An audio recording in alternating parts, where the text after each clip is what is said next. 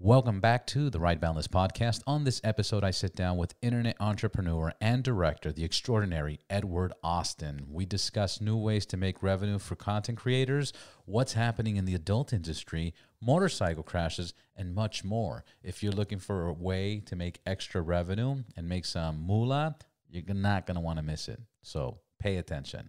Before we get started, make sure to check out Ride Clean. Ride Clean is an ultra premium polish wash and sealer. It's very simple to use. Simply shake, spray, and wipe, and you are set. Check them out at rideclean.co. Use promo code RBPodcast for 20% off, plus free shipping, plus they're adding a 2-ounce bottle and microfibers. You can also find them now at walmart.com and simply typing Ride Clean. Here we go.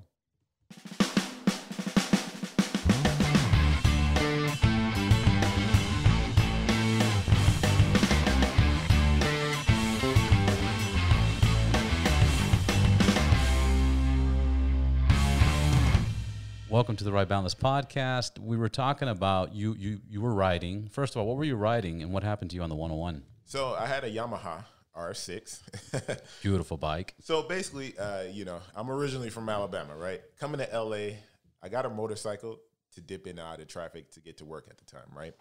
So I was working in Calabasas, living in Hollywood. And basically, let me start with the first time I had a bike, right? Yeah. I get on the interstate. I'm doing the speed limit. We'll go a little closer. I'm doing the speed limit. Right. And basically, the first day I got on a bike, it was like this weirdest thing. It's like people yelling at me, hollering, and I'm going the speed limit, right? And this guy passed me on the motorcycle. We get to Calabasas, we have a conversation. He was like, hey, you better drive crazy or you're going to get hit out here, right? Yeah. That same day, I drive home, right?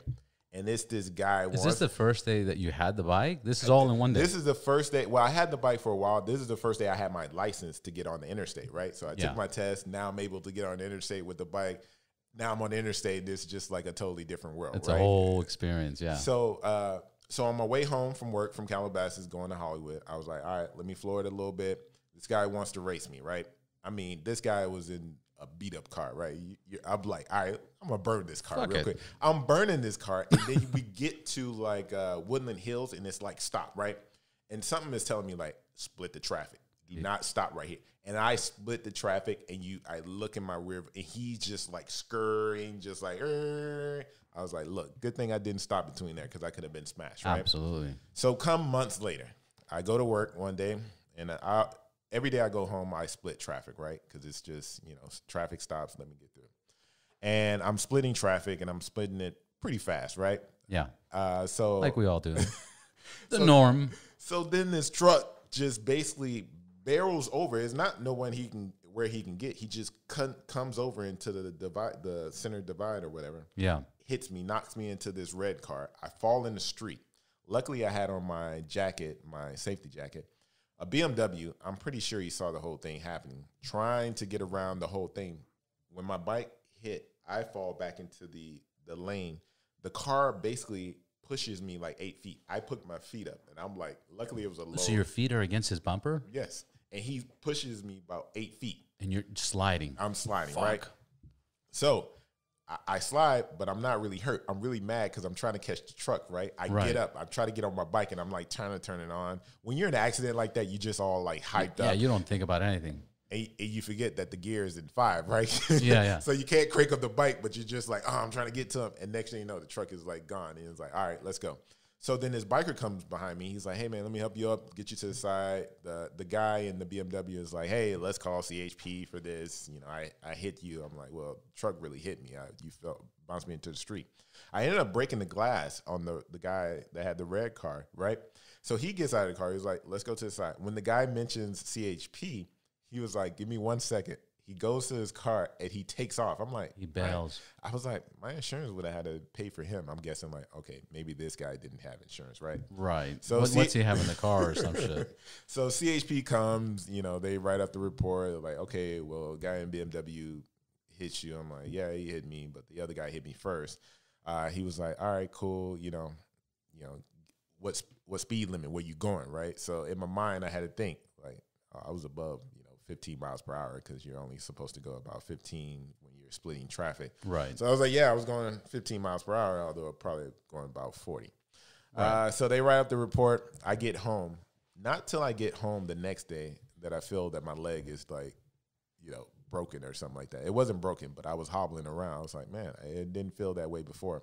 And the way that I had to get home was, the funny part is, if you have AAA, just know this. If you have a motorcycle, they don't come get you. It's Not at all. It's like the stupidest thing. It's like, all right, you'll come get a car, but you can't bring a trailer. A flatbed, yeah. Just come get my bike. Well, they charge extra. It's the RV and boat or something emergency. So you have to pay your regular membership, and then you got to pay an additional $40 for the motorcycle tow. Which doesn't make sense. A year. If you're bringing a flatbed, right? Because Here's one more thing.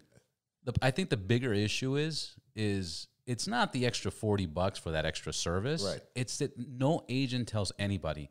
And everybody I know that has AAA tells me the exact same thing. Right. I had an emergency. I called AAA, and they don't fucking cover me. Oh. And I know every biker would pay for it. But the fact is, we don't know about it. They don't inform us on it. And we deal with this inconvenience. Yeah, AAA is bad now that I think about it, because I had an incident 2 weeks ago. I'll tell you about that one after this. So I ended up, because I didn't want to spend the $40, basically the gear on the side was where I rest my foot was off. So I had to ride the bike home with one hand. So basically, I'm switching gears with one hand, and I'm just like, all right. Because so your arm was fucked up? Yeah, this arm was kind of scraped. And you couldn't move your fingers or anything? I couldn't move my fingers. So you were literally, clutch? Yeah. Putting it in gear and just kind of like letting it off and... Just going that way. Man. But the worst part was, it didn't hurt that bad, but I knew it was like, I can't move this. Yeah. But when I got home, my leg just started hurting. I'm like, man, what was really the issue? Like, what really happened? Now, the thing with AAA, let me tell you what happened a few weeks ago. So I have a BMW. If you guys have a BMW, just know that there's an extra option for you to have your seats fold down in the back, right? So if you don't buy that option, you just have the standard where you can't get in the back. And it's just like that little middle bullshit. There's a back plate even behind the middle. Even if you pull the middle out, there is a back plate, right? I guess it's part of their safety thing, whatever. But what I ended up having, I had a shoot that day, right, with a model. And basically, I ended up locking my keys in the trunk. So it was no way for me to get in the trunk. I called AAA. This is in Long Beach. They come down. I guess the first guy that came down didn't know how to get the car into neutral to get it onto the truck. Yeah. Well, the keys are in the trunk. Nobody can get in the trunk, can't get it into neutral. So I told him, hey, just jack up the car, watch this video up on YouTube, do that. He was like, nah, man, I'm just going to cancel the call. I spent about... What? Yeah. I spent about 8 hours trying to get somebody out there from AAA to, like, get my car. By that time, they was like, nah, we can't get anybody out there. Like, it's going to be tomorrow. I'm like, my car is just sitting here. Like, you guys were supposed to be out here, like, 8 hours ago. So what ended up happening, I ended up calling BMW's roadside service, which is basically they use AAA. Right. But I guess they knew to call this guy. I mean, I don't know if I should put his business name out there, but Lars Towing, they came and helped me out. Shout out to Lars. So basically, he brought the truck out there, and what he did was he positioned the flatbed and just kept pushing it under the car until he got the car onto the thing. Then we got it to the BMW dealership, and I guess they had the computer to open it. So it was like, man. And I had to pay $200 for that just to get my trunk open. So don't ever lose your keys in the trunk of a BMW. And don't rely just on AAA. Yeah, and well, AAA is supposed to reimburse me for that. They was like, well, we'll just reimburse you if you can find a tow truck company to come out and get you. I was like, all right, let's just do it. I had on my Dyna, my Harley Davidson Dyna, I was in downtown, and I don't know what happened. My starter, my battery, something was acting out. So luckily I was on one of the hills, and I was like, let me just kind of push start it. So I went down the hill, tried to push start it. It wouldn't click. I walked it to like a gas station, probably about 6 blocks, called AAA. I was waiting for 6.5 hours in downtown LA. Yeah, I know. And you could be in the worst situation, and it's just like they're not going to do anything. Right. They're like, It's a sketchy neighborhood, but what's funny is sketchy neighborhoods are not what sketchy neighborhoods were in the 80s. Right. Because like sketchy neighborhoods in the 80s were like, oh shit, you get robbed. That's it. We're getting robbed. That end the story. Now it's just like, this is really dirty and I don't like being here, Yeah, I know. People come by and just be like, why are you just sitting here? But yeah, I love having a motorcycle, but my wife told me right now, just take a break from it. She was like, let's raise our kids. Once they get a little older, I can get another one. And I actually want a Harley. I had what they call a crotch rocket, but I want a cruiser next. So hopefully, it's a different riding experience. Yeah, it is. It's for me. When I turned 18, I wanted, I got a Mustang, right? Well, I got tickets. I got like 3-4 tickets a year, and then I got an Eagle Talon, which was a all-wheel drive, twin turbo, blah blah blah, and that was tickets and tickets and tickets and tickets. And then all of a sudden, I got a truck, and now it's super convenient. I can carry shit, I can handle stuff. I don't want to speed, even though you speed, but you don't speed. You don't do, race car speed. You do, 80, 90, you're cool. And it's just better. And I feel Harley's the same way. I feel like the only way I can ride a crotch rocket is if I'm on a track. Yeah. That's the only way I can do it. Because number one, it's too much power. Number two, it's just too much power. Number three, it's too much power. Well, the reason I went for the power, right? Because the first bike I had was a 150, right? So it wasn't going really fast, and people was like, "You're gonna get killed on that." Absolutely. Bike. So you have to get a 600 At or least. higher, right? So for the most part, that's the reason I chose those type of bike. But my father-in-law, who just passed away recently, I'm sorry. He was a Harley man. He was a motorcycle cop here in LA. And basically, he taught me a lot about motorcycles. Loud pipes save lives. So 100%. And that's something that you need. And that my next bike will definitely have some loud pipes and things like that. But now with me working from home and things like that, I don't have to get in this rush hour traffic. I can start to enjoy a bike when I get one. So I'm gonna recommend another option too. This company right here, Super 73. Okay, let me check them out, bro. They make an electric bike. It's practically an electric motorcycle, but they put pedals on it so you can be allowed to ride it on the sidewalk, in parks, anywhere. I ride it through this neighborhood every day, and I ride a motorcycle every day. I ride everywhere, but as soon as I get back, if I got to run a quick errand, you jump on this thing. It's like $2,500. You jump on this thing, go real quick to 7-Eleven, go real quick to get some coffee. You go to it's faster because you're not. I'm on Ventura and Laurel Canyon. Right, traffic's insane. Yeah, this thing you could just go through the river. There's like side roads through the river. Okay, it's the funnest thing in the world. I put my 2.5-year-old on it. He'll sit right in the front. I'll just hold him and just. So it's an easy bike to ride then. It's the simplest thing to ride. Okay. And it has pedal assist. So if you want to just, it's basically 25, 50, 75, and 100%. If you put it on 50%, every time you pedal, it does like 50% of assist. Or you have a little throttle. Okay. And they look fucking amazing. Oh. I'll show it to you once we're done with the podcast. Yeah, definitely show it to me. We got another shoot coming up with a model, and I want to do something different, right? Dude, you'll lose your mind when you see this. Because we're all about viral video. But on the TV. No, tell me. You're all about viral videos? Yeah, we're all about viral video right now with some of the things that I'm doing at my company. And right now we work with a lot of models here in LA. And, doing something different on a bike may be really cool. So, especially motorcycles, the whole Palmdale area, that desert, that would be awesome. Oh, there you go. This thing is, it goes 35 miles. Yeah, it's got the fat tires, so you're not worried about the road or anything like that. It goes 35 miles an hour. Okay. 50-hour charge.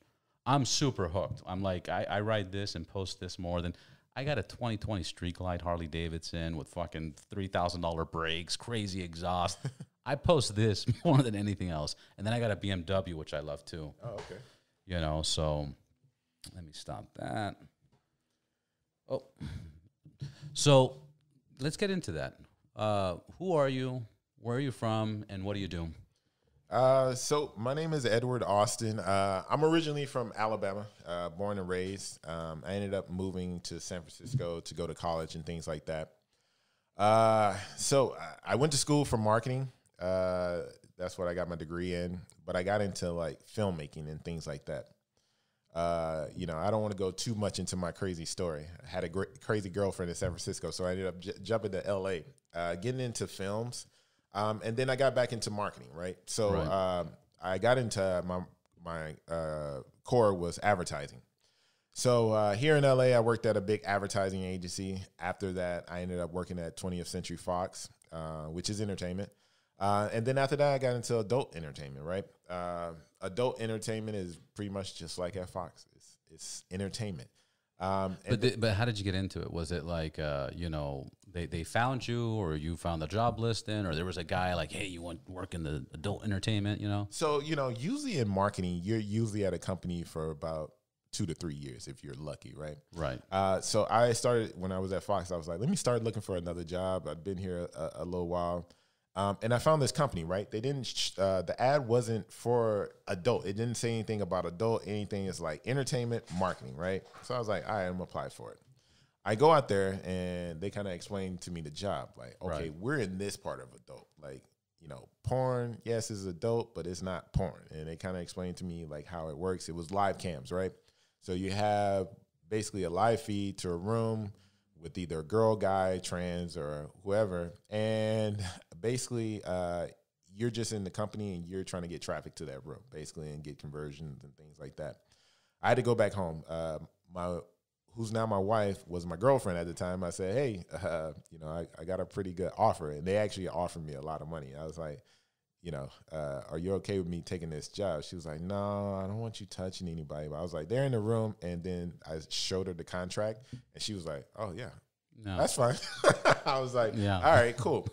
It taught me a lot. Right. So, when I first got into advertising, I worked at an agency right here in LA, and it's just like the Wild West, right? It's crazy, madhouse. You have like large accounts, right? You have like $100 million accounts. And then I got into entertainment, and it was very like at 20th Century Fox, it was very laid back, right? Basically, you just paid everybody else to do the work, and you was pretty much the kind of manager. When I got into adult, that's when I started to learn about the tech side of things, right? Right. We were in the same room as the server guys, the developers, everybody like that. And so that's where I started to learn how to pretty much grow my own business, right? So, I stayed there for 5 years. Usually I was I was at a job between 2 to 3 years, like I was saying. But I stayed there 5 years, and then I left, and I started doing my own thing.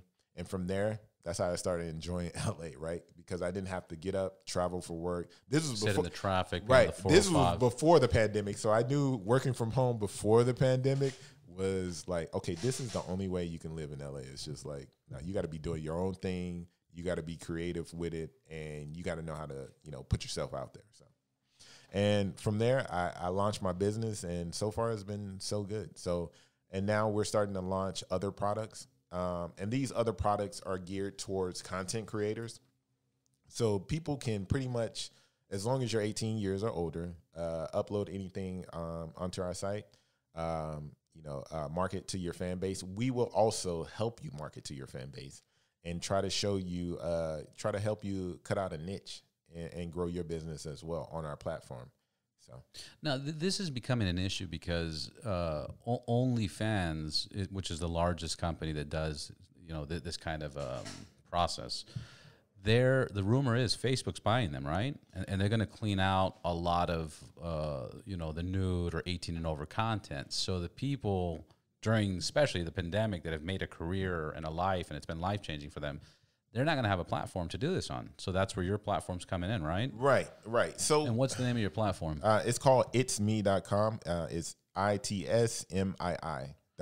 And then question, are you going to, answer that question, and we'll continue. Okay. So as far as OnlyFans, it makes sense, right? Because they've grown to a level that is like, hey, why not take these billions of dollars from the advertisers, and a company like Facebook and all of those guys can actually come in and clean everything up, and they have to clean it up, right? Like I said, I work for a big advertising agency. The bigger advertisers, they want brand safe sites, right? Yeah. They don't want to be mixed in with sites like that. And you can see that happening right now where you see what's happening to Pornhub, right? Right. Anybody that's in the adult space is going to be a target once you hit the top, right? It's just like, it could be the littlest thing. It's like, oh, some guy that's older is kissing a younger girl. Well, it actually happens on Facebook a lot, but Facebook doesn't get that kind of, press. Facebook's kind of grandfathered into like social media. It's kind of unfair in the adult market, but it is what it is. So if you're OnlyFans, it's like, all right, I don't have to deal with that legal part. Plus, I can get billions of dollars. So yeah, I can see it happening where they're going to start to kick the adult content creators are. Now, the bad part for them is they have built up so many fans on that site. Now you're going to lose those fans. And now it sucks for them. But for the models. Correct. It's going to suck for them really bad. But, what I have to say is like, hey, get started early before it happens. Right. So I would say. Right, because this is just in negotiations or it's more than that. More than that, I guess Bloomberg released a report the other day that basically they have the investors coming in. So if they got the investors coming in, then they're pretty much set. Because once the investors wipe them out, they're really the ones that's going to own the site at that point, and then they sell it to Facebook. Right. So that's probably what's going to happen. And if Bloomberg came out with it, I'm guessing it's true. It's not like it's a little site coming out. A little fluff, a little smoke, to be like, Yeah.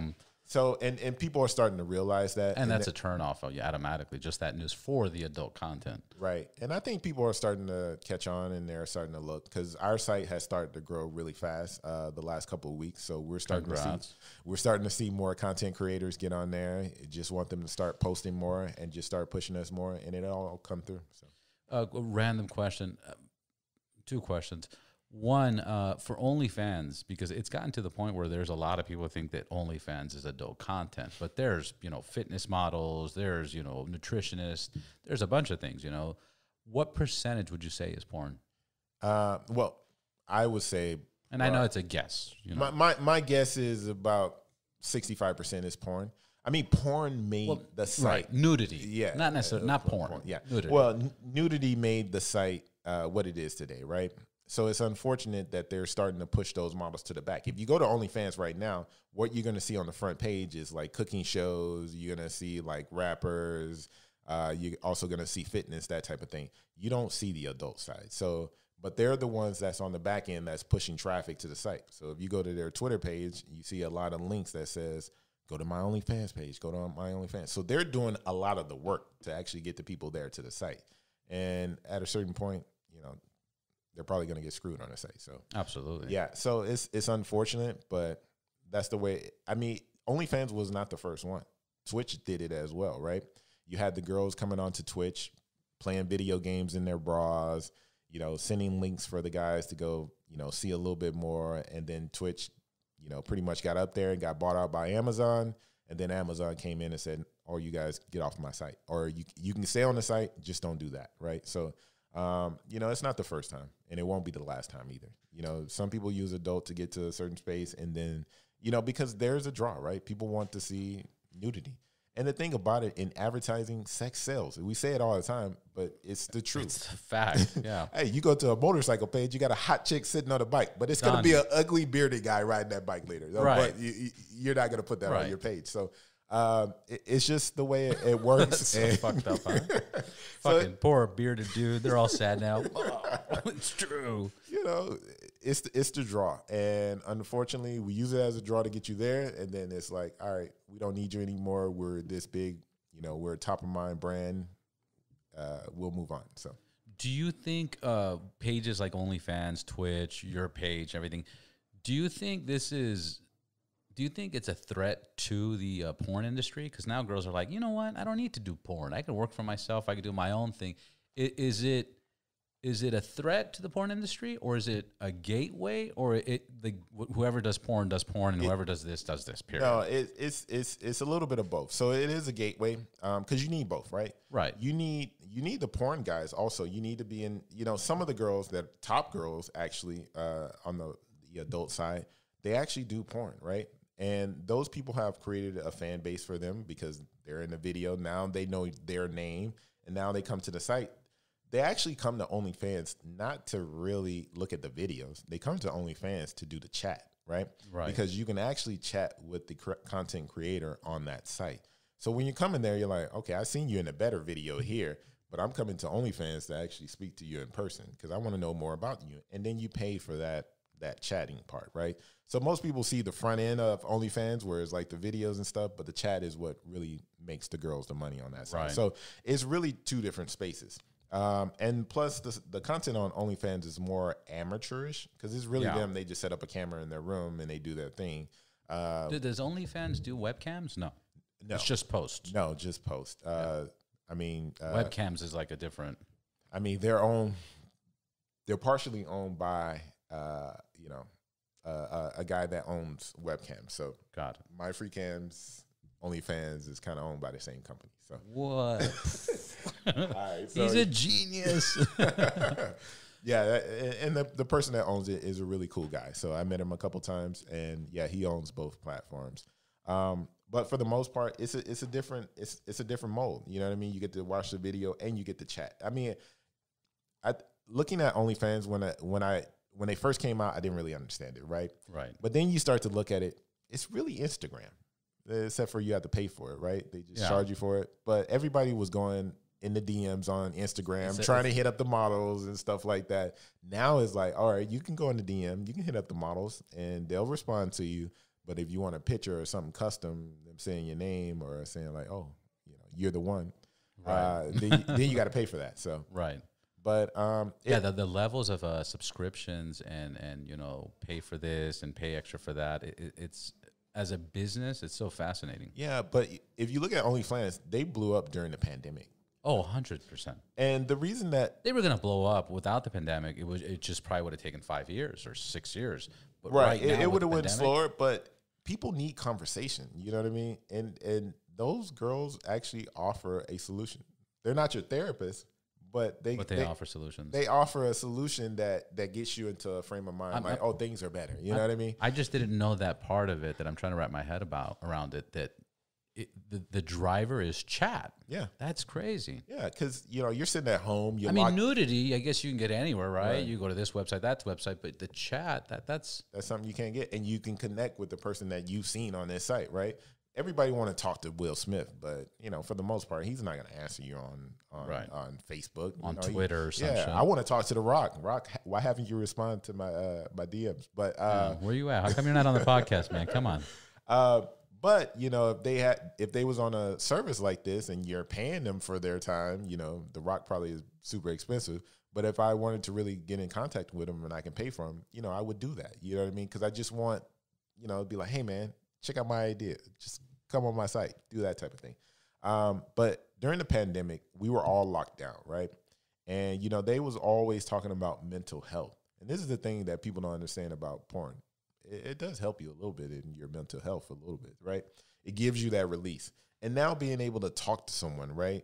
Whether it's on a personal level or, you know, you just want to see something, it actually helps you out, right? We thought we was going to have all this, you know, like abuse and things like that going on. We did, right?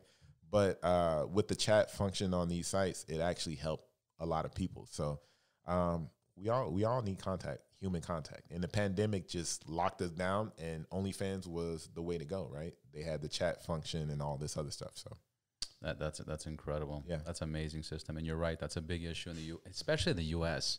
because we're so grown. And I've talked about it a million times on this podcast, but we're in a country where it's like, you know, that this neighborhood separated from this neighborhood, from this building to that neighborhood, this color, that color. There's so much things dividing us that when shit hits the fan, it's like nobody even knows to talk to the neighbor. Right. Or we're so stuck in our own business, especially cities like Los Angeles, New York, Florida. Nobody talks to nobody. It's very difficult. Yeah, that's what all these mass murders are always about. Sometimes it's like it's a mental health condition. Right. You know? And if you look at it, I mean, I went out a couple times, and I know back in the day when we used to go out, we used to just, you know, talk to people, and you don't see anything like that no more. It's just like all online. And now when you get out there, it's just like, you know, people are like, hey, man, how you doing? It's like, no, but can I get your Instagram? Or can I get your Snap? Yeah. I was like, I'm not on Snapchat. I got an Instagram, but I'm barely there. Catch me on Facebook. They were like, Facebook is old. Facebook's for old people. It's like, all right, man, how do I keep up with the younger crowd, right? And that's the thing, you know, being in marketing is like, okay, well, the older people are on Facebook. The younger people are on TikTok and Instagram and those other platforms. And there's platforms jumping up all the time. So, you know, you have to stay with the times, and you have to do that. And I had to end up creating a Snapchat just so people could connect with me. I'm like, all right, well, let me create it right now and connect with me here. So, but for me, I start to look towards technology too to help me, you know. You have to. Yeah, you have to. And it makes your life a little bit easier, but you don't want to get sucked into that portal where you're like no longer communicating with people that are like right next to you. So Yeah.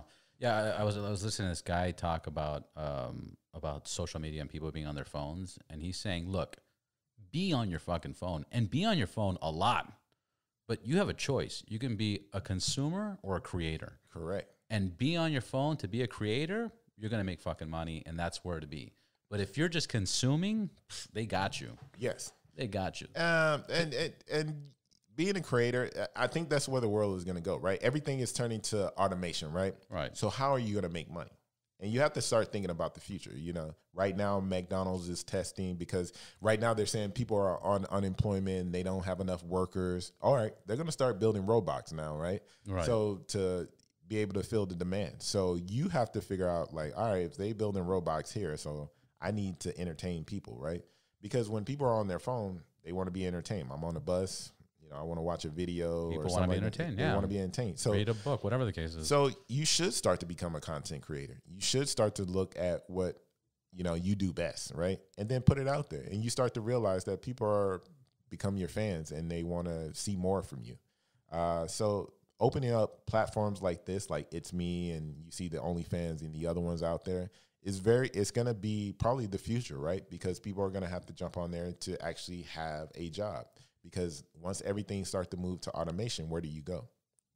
And gas prices is too high to be saying you're going to just go drive Uber right now. So I'm just saying. Uber, even during the pandemic, people trying to do Uber, it's just the prices and the competition's too much. It just doesn't make sense in a lot of cases.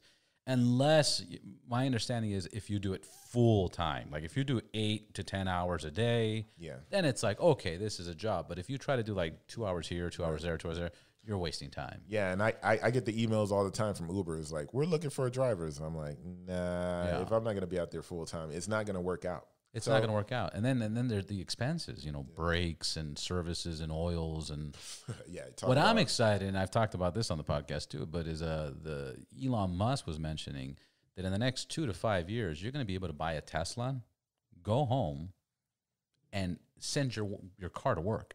And it will drive at night and pick up and drop off and, you know, all through the app. And you'll wake up and it'll pay for itself.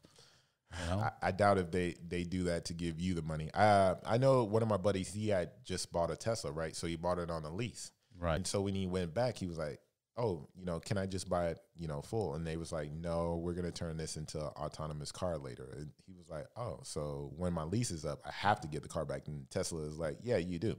So Tesla is pretty much going to start at their own Uber, and they'll probably start to benefit off of that. So bastards. We'll see how that plays out. Because Tesla, you know, yes, they're saying that on the front end, but on the back end, they're taking back a lot of the Teslas too. And it's a market there for them. They're going to make a lot of money. It's probably you would lease it out for 3 years, and they'll do it for you for 3 years, but then you got to return it, and it does it for a lifetime for them. For them. And so they're going to make money on the long run. Yeah. And that's the thing about being in business. Wow, their cars are being paid off in the first 3 years. Right. Fucking. You paid off the car for them to use in the long run. So they basically eliminate their costs with you. Yeah, you may make a little bit of money in the beginning, but once they get that car back, make sure when you go out to Tesla, if you're buying a new Tesla, let me know if I'm wrong. If you put it on a lease, they won't allow you to buy it back. So they're going to keep that car. Yeah, it's crazy how they have little features that they could just turn off and turn on, like the supercharger. Like the first set of Teslas came with free supercharger where you could charge it as much as you want. But if you sell it to somebody, they take that feature off. You know, stuff like that. Or in Florida, when the hurricane happened a few years ago, they basically said they were selling the Teslas. They're like, okay, do you want the long range or the short range? And people were like, well, I want the short range. And some people were like, I want the long range. When the hurricane hit, they sent out an email and they said everybody has long range now, so they're all the same capacity battery. Right. It's just their software is limiting. They're just paying, you know, for a button to be turned on, right? And it's like a $10,000 button. You know, like okay, now we allow it. Yeah, and now you're better off trying to find a hacker that can hack your car nowadays. So, and that's the future. That's how the internet started, right? We started off with just the basic, and then you start to get hackers that come up in there, and now everybody can do everything, right? But companies have started to learn, even Tesla, everybody is like, sell you on the subscription, right? Because that's more long term. Yeah. You know what I mean? It's like I bought a security camera the other day and I'm like, oh man, this is a great camera. So I'm hooking it up and I get there and it's like, oh, in order to see it on my phone, I got to do a subscription. Yeah. It's like, okay, I thought I was buying a cheap camera, but now I'm hooked into this subscription. So this cloud-based, blah, blah, accessing. And they say cloud. It's really a server, right? I'm like, dude, I work in tech. It's a server sitting somewhere that doesn't cost them anything to store this information. Especially this amount of information. Right. And they deleted it in 3 months anyway. So it's like, all right, you're charging me for this? Like, God dog it. But they got you, right? Because you look at the upfront price. Yeah. And then now you hooked it up. You're like, all right, now I done went through all this trouble hooking it up. You pre-wired it, yeah, you know. You're like, now I got to buy the cloud. And you do it. And you're just like, well, it's only $3 a month. But at the end of the day. It's $3 plus $4 plus $3. Then your wife's phone, then the other subscription, then this. Yeah, then you got access in a remote area. And then you all become a slave. That's right. Because that's what. But what's the solution? I mean, the solution should be the government should come in and regulate a lot of this stuff. But isn't it too much for the government? I mean, the government can't even handle the shit we got going on now. I know. The government likes to solve easy issues, right? Right. And they don't even like to solve the easy issues. I mean, fuck. Well, how much do we pay for taxes in California? Look at our roads, dude. I know, right? Our roads are tore up. We should have like roads made out of gold for what we pay. You would think that, but yeah, California charges a lot of taxes and stuff like that, and you don't see much from it when you're the one paying the tax. Yeah, what can the government do? What can the government do? You know what? There's no I should way. have never brought up the government because you're right. It's nothing that the government is going to do except for bleed you, just like the other companies are bleeding you too. I think the correct solution would be. I mean, I don't know what the solution, but if I was to guess, it would be you would have to buy like the more expensive shit. You know, you would have to buy instead of buying a $30 camera on Amazon that they're going to trick you into a $3 subscription, you got to buy a $600, $700 system that the hard drive is in your house. You know, you could hook it up online and you pay for it and it's done. There's a quote somebody told me that I like so much, and it's like, I can't afford to buy cheap shit. You know? Yes. Because you buy it, it breaks, and you got to buy it again, and it breaks. I can't afford to buy cheap shit, or I can't have the luxury to buy cheap shit. Right, and you're right. And my tax guy actually told me one day, his quote was, it costs more to be poor. Yeah. And he was right. When I thought about it, when I didn't have money, it was like, okay, if I go down the street, I wouldn't pay for the parking garage, but when I park on the street, I get a ticket from running in the store for like 2 seconds. Right, you got a $65 ticket instead of a $5 parking garage. Right. But then you didn't have the $5 to pay for the parking garage, so you had no choice but to go to the fuck. It's like a cycle. Right. And he told me, he's like, hey man, you don't want to be poor, so let's try to make this money right now. And and that's what you have to do. You do have to buy the more expensive stuff. And it is what it is. I mean, we do it with our iPhones. We do it with our iPads. We do it. It's just when it comes to like little knickknacks, people like look for, quick. And Amazon makes it so easy. And that's the problem. That's the marketing trick, right? It's to make it easy on you to get in there. And then you're hooked and then you can't get out, right? And they make it so cheap that you're like, it's only $30. Yeah. And and when I say slavery, more times these days it's more mental slavery than anything. Right. And I don't want to quote Kanye, but he was a little bit right. You know what I mean? When people I was going to ask you about Kanye too. I was going to say, like, when he was saying it, when he says stuff, sometimes we look at him as like, this guy is crazy. I love Kanye, man. But at the end of the day, he's actually looking forward. And I was like, wait a minute, this dude is totally right, but he just doesn't explain it the correct way. Yeah. So when he explains it, but like when he writes it, his music, it's amazing. And the whole slavery thing, again, I kind of agreed. Not kind of. I agreed 100% with what he was saying. But I think the media took it to a whole nother level, and they fucking twist it, and that becomes another problem. But he was on point. Yeah, go look in your bank account right now. I bet you got subscriptions everywhere, and you're just like, wait a minute. When the last time I actually watched that many videos of Netflix? Yeah. We should be sharing accounts. Now Netflix knows that people are now sharing accounts. Now they want to try to block that. But, Kanye was looking forward, you know what I mean? And he was right. And I think a lot of times we get on people like this and we call them crazy. And for the listeners, what was he right about? What the quote about the slavery? He was talking about how we was becoming mental slaves. And I think it was on the terms of his shoe. He was talking about how he's making his shoe and, why he's charging so much and stuff like that. And he was like, you guys are becoming mental slaves to Nike, right? And that was his concept. It was some other companies in there. And he was kind of right. You also saw that from LeVar Ball a little bit. It's like the people that people mostly come down on are sometimes usually the people that are right. When Albert Einstein was, talking his thing back in the day, people actually said the same thing about him. Now we say he's a genius. So, right. Some of these people that you see in the media and the media doesn't treat them right, sometimes you need to step back and take a closer look to what they're saying, right? Sometimes they're not able to put it into words that we all understand.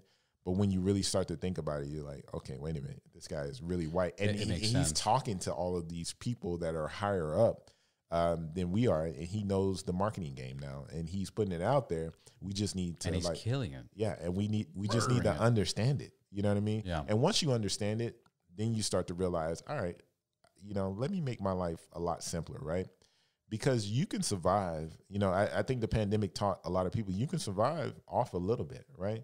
It only takes a little bit for you to live. You don't need all of these other things. You know what I mean? So, yeah, I mean, I like to listen to Kanye. I like to listen to business-minded people and take what they're saying and look at it from a standpoint of, wait a minute, what the media puts out there is not true. Especially when somebody's cracked the code so fucking well. Right. I mean, that's who you got to listen to. Right. I think the issue is that society has us talking a certain way and explaining ourselves a certain way, that when somebody doesn't talk in that way, it's like, what? That fucking guy's crazy. Right. Because there's a lot of people, like, there's another one that was crazy, and it was such a big deal back then, and now I watch and I'm like, fuck, man, this guy's genius. Shia LaBeouf. Oh, okay. Remember when he did the do it, let's do it? When he did that shit, you're thinking, he's fucking crazy. He's out of his mind in front of a green screen. They're going to make fun of it. But you listen to it, word by word, he was on point. Yeah. He's on point. Just fucking do it. Whatever you have, write your ideas down, be creative, do it. Fucking do it. Do it for yourself. Like, you listen to it, I don't know, it means way more now to me than... And he's right. Don't be afraid to fail. You know what I mean? Exactly. And people are too much afraid of failing. You know what I mean? And that's why people hold themselves back. You know what I mean? Yes, we have all these things out here, but for the most part, you have to start looking at yourself and don't hold yourself back. 100%. Get yourself out there. And if people critique you, take some of that critique and say, hey, wait a minute, I could get better at doing this. Or this critique, nah, that don't mean anything. You know what I mean? And don't be afraid. Don't be afraid of what people say, because everybody has an opinion. And nobody which fucking one really cares. Matters. Yeah. Nobody fucking cares. Yeah. I forgot how it went, but somebody's like, whoever thinks about whatever you do a certain way, guaranteed in 5 years, they won't even remember what the fuck happened. Right. Or what it was about or anything. Watch some of Dave Chappelle's old videos. His comedy is horrible, right? We can say that then. But now we're like, this guy's a genius. Every time you come out with a segment, we're just like, oh, man, that's funny as hell. It's true, because back then I really wasn't a fan. Yeah. And going back, I'm like, whoa, like, this shit's insane. And you grow. And especially the KKK one. That one was crazy. But it was so far, like, dude, this is, that's how silly it is. Yeah, and the one thing you can't get away from is time. So go ahead and start now. Don't waste your time just like sitting there thinking about it. Just put it out there. Just do at least something, right? Yeah. It doesn't matter. Be consistent. Right.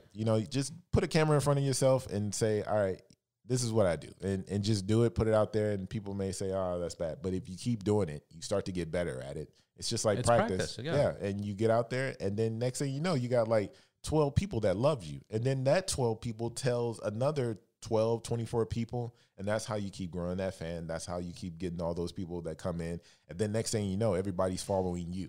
And then you started here. So it's all about just starting. Some people hold themselves back. There's a lot of talented people out there. We make excuses. Yeah. We make excuses. Like, I don't have the right camera, and I need this cable, and I need this headphones, and I need this system. And we make excuses for ourselves when it's like, dude, it's right here. Yeah, just take your phone, just put it right in front of you. We make it simple on our system. Just take your phone, and you can go to the bathroom and put the phone up like it's a mirror, right? Right. And you're talking into the mirror. You imagine how funny you are just talking into a mirror, right? And post that online and see what happens, right? See the response. You need to get that response, and then just go from there. Now, being in this and being a professional at this, do you see a difference? Because people keep telling me, Robert, the podcast is great. It's awesome. It's growing numbers worldwide. I love it. But people are telling me live, go live, do live, start streaming, start this. Is there as as a professional in marketing, advertisement, entertainment, is there a difference between live and pre-recorded? Well, let me say this from a technology standpoint. In the algorithm of a Facebook or YouTube now, they want more live content, so they're putting more weight on live. So that's the only reason I would say go live, right? Because if the algorithm has more weight to it when you go live, then go live. Right. But if it doesn't have any weight there, you don't need to be live. I mean, you have so much creative control when you're recording, and you can say, oh, maybe I don't want to put that in there. When you're live, you're live. Once it's on the internet, it's on the internet. Now, if you're looking for controversy, then live is fine. You don't care what you say, right? But for the most part, it depends on the system, right? If it's Facebook, yeah, go live. If it's YouTube, things like that, yeah, go live. But other than that, it depends on the system. So you have to look at the technology, what they're putting the most weight on when it comes to the algorithm of ranking you higher and things like that. And that should be your reason for going live. What do you think of websites like Patreon? Patreon is in a good space. Patreon came out and did more mainstream than adult, but a lot of people do adult on Patreon too. So yeah. We'll see how they take the backlash once it happens on there. But for the most part, Patreon is good. Yeah, for anybody starting up, any creative. But we're better. Business is a competition. I like to give people their flowers, but I also like to say we're better too. So are you going to focus only on adult, or are you going to focus on all creative aspects? All creative. So comedy, podcasts, cars, motorcycles. Right. So we're running a podcast right now. That's right. You just launched it. You recorded your first episode last week? Yeah. So let me tell you, when I worked at an advertising agency, my boss on the digital side is now the head at Spotify. And shout out to him. And he came and caught me at a party. He was like, hey man, start a podcast. Like, this would be great for your site. Like that was like the first day we had lunch. And I was like, nah, I'll tell one of the models, maybe they'll do a podcast. And then I started thinking about it. He was like, hey, man, let's meet out. I want to show you some numbers. So we met up at the mall. Everything was still locked down. This was before everything in California started opening back up again. And he started showing me things. He's like, people are actually searching for sex on podcasts and on Spotify. I was like, oh, dang, this is – he was like, if you build one right now, you may be ranked pretty high. He didn't want to give me no guarantees or anything. Right. I was like, all right. He's like, you're a fool if you don't. You got the equipment. You got everything. So what we did was we shot a couple episodes right now, and we sent it over to him. And he actually gave us some really good feedback about the podcast and things like that. I'm not hosting the podcast. As you can tell, I'm not that vibrant of a host. But I got two hosts.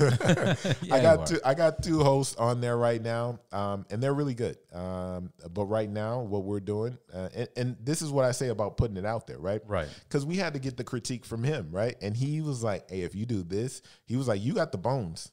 You just need to do this and this and this. Maybe he's the one that's searching. He's like, we need more sex, but I'm going to use my influence. No. Hey, when he was explaining to me about the sex part, he started talking about swingers. And, I'm sitting there. He was like, this is the thing. Basically, I was going on there and I saw a show about swingers. He was like, most of the episodes wasn't interesting. Yeah. But then it came to this couple. They was talking about how you first start to swing. And then that's when I got into it. So he said, and he explained to me the whole show. He was like, they go into a room and they watch the other couples do it while they do it. And then next thing you know, they're doing the swinging thing. And, I'm sitting there like, oh, we're talking about the podcast, right? Not about your fantasies, right? Right. He was like, all right, cool. So Which I'm sure that happens a lot to you, where people just fucking bring up random conversations. And so then we had, it came back to another party. He was like, come to this party. So I came to the party. He saw the podcast. He was like, he laid out everything. He was like, hey, if you got the first 15 minutes locked down, he's like, the rest is going to be easy for you guys because you have a very interesting topic. And you have because we had guests, and he was like, you have very interesting guests coming on your show, and it's gonna be really good. So we cleaned that part up. I actually went through, in the beginning I didn't have structure, and that was the thing that he mostly talked about. We kind of did it like we was in a party room a little bit. Yeah. But even though we're adult, it's kind of a party room. you got to treat it like a business, right? Right. So we straightened that part up the first 15 minutes, and we came through with a dope ending. And now he says it's legit. So we're gonna launch it. We'll see how it goes, and we'll just keep putting content out there and just keep getting better at it. And that's what you have to do. Just keep putting it out there, and everybody goes through it, even businesses. So absolutely, and it's just don't be shy. Fucking try whatever you want and just do it. Right. Like there's crazy, even stupid videos. Like my 2-year-old, I'll catch him watching a video of a car just running over paint tubes, and the car's just running on the tubes like in slow motion. You know, different colors. And you look, it's got fucking 40 million views, and you're like, what? Right. And then there's somebody else telling me there's videos of people just cracking their fingers. You know, and it's just weird.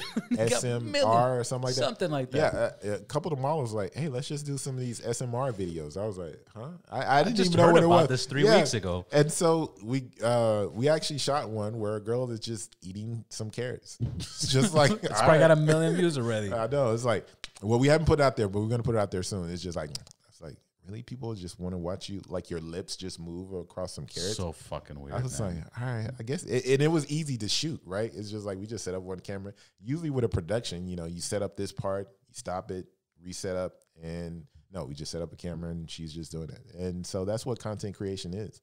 And you start to figure out what people like. It's like, all right, they actually like these SMR videos, so let's just do SMR. Let's just run with that. Yeah, you don't need to see tits. It's just see somebody eating a carrot. Yeah. And for the most and part, people like that. Yeah, That's it. want- That's you know. like when I worked in live cams, this girl got tipped like $50,000, right? And you would have thought like, oh man, she must have did some wild, crazy stuff. No, the guy had to clean up her room. I was like, man, what?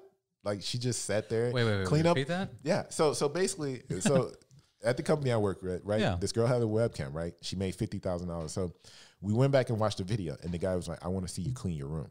And she cleaned up the whole room. Like she just cleaning up the room. Vacuuming, Yeah, it's fucking dusting. It's in private chat, and he's paying like $100 an hour, and it's just that. And then he tips her like another 30 grand at the end after she cleans up her room, folds up the clothes, vacuum up the floor. I'm like, man, can you have did that for your wife? I don't know, but you know, whatever. Or you know, probably he did for like the last 20 years, and now he's like, I need somebody new. I was like, why not just bring in, you know, one of those sexy maids and just have her do it? But yeah, it's safer online though. But yeah, safer. but she made that much money in one day just by just cleaning up her room. And then, a lot of times too, one other thing is the customers actually perform for the models, right? Because we had two-way chat. A lot of times the model was just watching the girl, the guy or whoever on the other end do their thing. So the model actually watches the guy while they're getting paid. So, you know, sometimes the customers become content creators. I thought it was a one-way. No, with webcam chat, you can do two-way. Sometimes you can even have what they call party chat, where you have multiple people in the room and they all show their webcam. It's up to the customer if he wants to show his webcam. But yeah. That's fucking hilarious. I got a friend. He would love to show his face. You lived in the Bay Area, right? Yeah. You know, back in like 2000s, they when you cross the Bay Bridge, they would have like the big billboards. Yeah. And the people that got caught with hookers and stuff, they would put their faces there. I know that what that was. Yeah, that's what they were doing. He wanted to be on there so bad. Oh man, he wanted to be on there so bad. So he would love that. Shoot, all you gotta do is go downtown to get caught one on, I guess. Yeah, but to get your picture, you know, that's the lottery right there. Why were they was just trying to shame people? It's like, they were trying to shame people, like to make sure people wouldn't do it, because I guess it's just happening so much. Yeah, when I was young, you know, I used to look at adult from a different perspective. I was like, oh, that's dirty, you know, that's nasty. But when you really look at it, like, people have to make money. Yeah. Okay, so do you want someone to, you know, be working at McDonald's and getting abused all the time, or they could be on the street? Now we have to make it safer for them, and that's 100%. That's my belief. Is like, hey, if we can like regulate it somehow, you know, make sure kids are not getting involved, make sure the people that are out there doing the work doesn't have, you know, somebody that's taking their money, you know, that type of thing. Right. It'll be all for the best. It's just like marijuana now, right? We can all regulate it now. We all get better marijuana. And, you know, we don't have to worry about nobody getting sick from the marijuana and stuff like that. The government is actually looking into that's something I talk about a lot too. Just because you make it illegal doesn't mean people are stopping from using it. Right. The only difference is the people that use it need to buy it from sources that they don't know what the fuck they're getting. They don't know what's in it. They don't know who made it. They don't know if it's legit. They don't know if it's mixed. They don't know if it came from, you know, Colombia into Mexico into this place, and now they have like, you know, craziness. Right. So when you make it legal, I think about this, especially for prostitution. Just because prostitution is illegal doesn't mean girls are stopping from doing this. But now, if they become a victim of something, they can't call the police. They can't look for help. They can't, you know. And that's the bad part. And same thing. I don't understand how a part of me, and again, some people will be like, shut up, Robert, what the fuck are you talking about? But I really don't get how we can watch a movie where people's heads are getting chopped off and arms are getting chopped off and fucking their bodies cut in half. But that's yet, if you see tits or something, it's like, oh my God, that's terrible. That's a horrible thing. Why would they even do that? That's not professional. And I would say people visit other countries, right? Because we take this American way and think it's the right way, right? It's really not. I went to Amsterdam, right? And the one thing that Amsterdam, this is before California made it totally legal for weed, right? If you go to Amsterdam, right, you know that they got the red light district for prostitution. And then they got windows where you walk by and you could just see people fucking. Right. And you got the cops walking down the street to protect those people. And then you look at the marijuana business over there, right? And if you talk to locals in that area, they're like, oh, yeah, we don't. Most of them did not use marijuana. They don't care because it's legal and they can access it. They're like, okay, I don't want to do it. When you can't do something, that's when you really want to do something, right? And so that's why certain things that are illegal should be legal. So then you would actually have less people wanting to do it. Right. And we should just start to turn this thing into a mental health kind of issue. And, you know, I wrote a paper about that when I was in college. I was like, look, all drugs should be legal. And then we should put more money into the healthcare system, more so mental health, to help these people out. Because the reason that we run towards drugs, we run towards, you know, their sexual addiction, you know, you run towards those things is because there's something else that's affecting your life that leads you to that path. So or not only that, but because it's so restricted that you think that if you go to it, it's going to help you out, and then you get more hooked, right? Because now you're doing it out of necessity versus, you know, casually trying something, saying, "Oh, this ain't for me," and then you have nowhere to turn, right? It's like everybody starts to shame you, and people don't want to be shamed, and that goes back to the content thing. It's like, oh, I don't want to be shamed. I don't want people to talk bad about me and about what I do and stuff like that. But you have to be, you know, one, you have to be different there, but here you have to have someone you can run to, some people that'll give you support. And if we all start to shame these people that are prostitutes and all of this drug addicts and things like that, we never help them out. They're always going to be towards the streets. So, and that's the problem. And again, by making it illegal, I think that's why we hear about the sex trafficking. I think that's why, you know, people are being brought in from different countries and being mistreated because it's so highly illegal. Again, where if it's just more open, you know, with regulations, restricted, you know, protecting kids, obviously, you have more control. Right. You know, and if you look at porn stars, most of them will tell you, like, I actually want to do this. And that's what you want to get to the point. It's like, all right, these are the people that actually want to do this type of thing. Plenty of them that want to do it. Right. And you make sure you protect the ones that don't want to do it. You say, hey, you don't want to do this? What do you want to do? We'll help you out with this.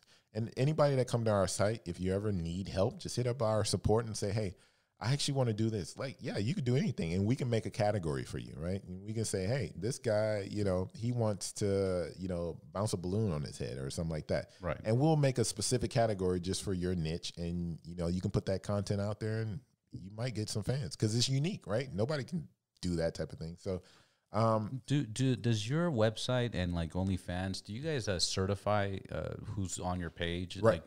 Right. So anybody that becomes a content creator has to be 18 years or older, and they have to have a valid ID. So also with the valid ID, there may come more verification process. So just be aware of that. So we do have the basic verification. If we feel like, oh, that may not be, you know, your right ID or that doesn't look right, we may do more verification. So we make sure that everybody that's on the site is 18 years or older that is content creating. And then if you can pay for the site, you should be 18 years or older to have a credit card. So, right. Yeah. So that's kind of how we work that. So cool. Well, I think we covered a lot of topics. Yeah. Let's try to do this again. We'll do a check-in. Once again, where can people find you? What's the website? What's your Instagram? How can people get a hold of you?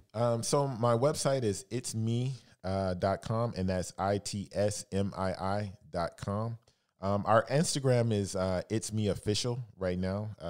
We're trying to work with Instagram. If you guys work with us at Instagram to get our real It's Me page. And then, just go to the site, connect with us. Any kind of questions you have, reach out to our support team, and we'll get to you right away. Right on. Thank you very much, brother. Thank you.